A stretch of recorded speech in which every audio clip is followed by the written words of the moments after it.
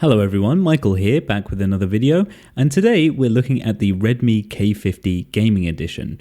Now, gaming phones aren't usually my style. I'm not a big mobile gamer. I much prefer playing on consoles, but since using the K50, not only have I started playing more mobile games, I've started to think even if you're not a massive gamer, the K50 by itself is a great value phone. And if you're a serious gamer, then this device genuinely packs a big punch for the price.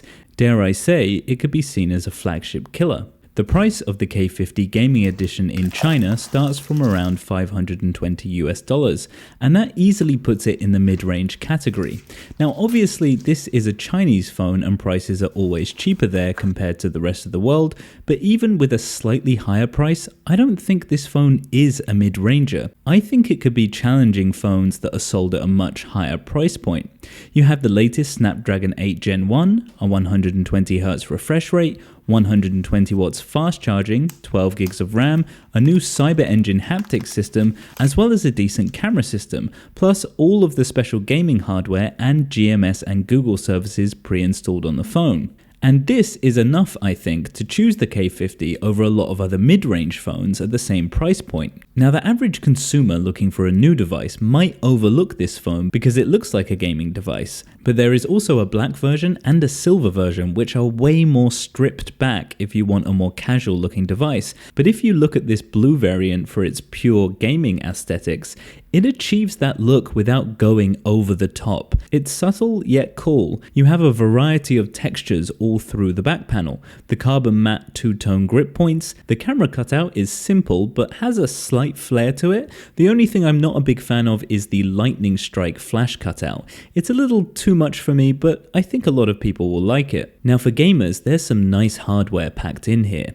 120Hz refresh, pop-up gaming triggers, vapor chamber cooling, the Cyber Engine haptic system, and JLB quadruple speakers. It's a lot, and altogether makes for a really comfortable and enjoying gaming experience. This is my first time using a phone with gaming triggers, and it does make a difference. The triggers themselves are magnetic and pop up when you push the sliders inwards. There is a small but appropriate amount of travel when you push down on the triggers, which is enough of a click to provide good feedback. And even when playing a relatively simple game like Asphalt 9, transferring the controls away from the touchscreen and onto the triggers makes the whole experience far more natural.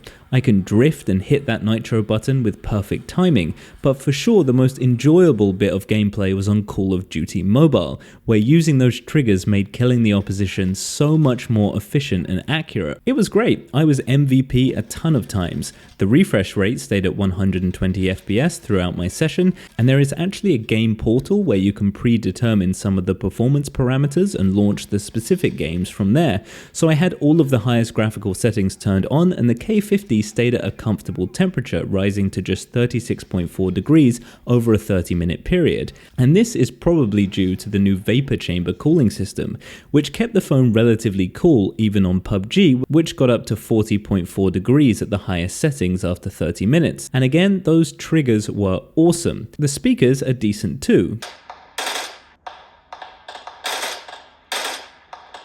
Good enough for gaming. They are quad speakers tuned by JBL. They aren't going to match the super high-end flagships, but they are decent enough. The screen on the K50 spans 6.67 inches and is a 1080p AMOLED panel with HDR10+, 1 billion colors, and looks great, and gets plenty bright at 1300 nits. The flat screen design reminds me somewhat of the Redmi Note 11 series with slight bezels around the edges. The refresh rate is not LTPO but can be set to dynamic and will fluctuate between 60 and 120 FPS to save battery. And another nice improvement over last year's K40 is that the K50 comes with Gorilla Glass Victus. The rear camera system is unchanged from last year, consisting of a 64 megapixel main sensor, 8 megapixel ultrawide and 2 megapixel macro lens. And although these sensors aren't going to be winning any photography awards, I think they are still pretty decent compared to phones at a similar price. If we bring back in the recently released Honor 60 Pro with its 108 megapixel sensor, I actually prefer the shots on the K50. The blacks are slightly more crushed and I feel there is a little bit more detail picked up compared to the Honor's flatter image profile, as well as better focusing on the K50. The ultra-wides on first look I would say are pretty much the same in terms of quality, but as we go over more shots I think there is more detail and clarity from the K50 sensors, whereas the Honor 60 Pro looks a little blurry. The macro mode however I will have to give to the Honor, with finer, crisper, more close-up details being presented in a far more appealing style. There is a crop zoom on both phones, and the Honor 60 Pro goes way overboard on sharpening compared to the more natural looking shot we get from the K50. Nighttime is actually quite an interesting comparison because the K50 Gaming Edition has a night mode that only takes a half-second exposure, compared to the Honor 60 Pro which takes a 4-second exposure and creates a much brighter image full of sharpness. And yet somehow the K50 does an outstanding job, with its images coming out looking incredibly natural on both the main sensor and the cropped-in zoom. On top of that, the K50 can use its night mode using the ultra-wide, whereas the Honor 60 Pro is limited to just the main sensor. There is also 4K 60fps video, which is fantastic for a phone costing this much. Footage looks pretty smooth, and furthermore you can also use the ultra-wide sensor to record in the same quality, which really does make this, I think, a very decent camera system for a phone that's main selling point is for gaming, and is another reason why I think the K50 is really worth its value. Looking around the rest of the phone, we have a side-mounted fingerprint scanner that sits in a comfortable position and is fast and accurate, and there is also a 2D face unlock feature if you prefer. Also on the right hand side there are magnetic gaming triggers which can be tucked away into the frame, or if you prefer you can leave them up and assign them for quick press actions for the camera or flashlight, which is pretty neat. On the bottom we have the speakers, USB-C port and JBL branding, and on the left hand side there's the volume rocker, dual SIM card and microphone, and on the top an infrared scanner. The K50 comes with 120 watt fast charging, and the wire tip is designed to be non-intrusive while you game, which is cool.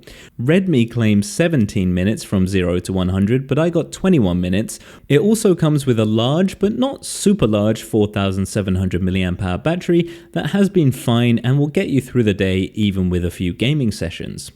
Running the K50 is MIUI 13 based on Android 12, which doesn't have that many new features but has been refined to run fast and more efficiently, and along with the 120Hz refresh rate makes for a smooth experience. Overall, I would say the Redmi K50 Gaming Edition is fantastic value for the price.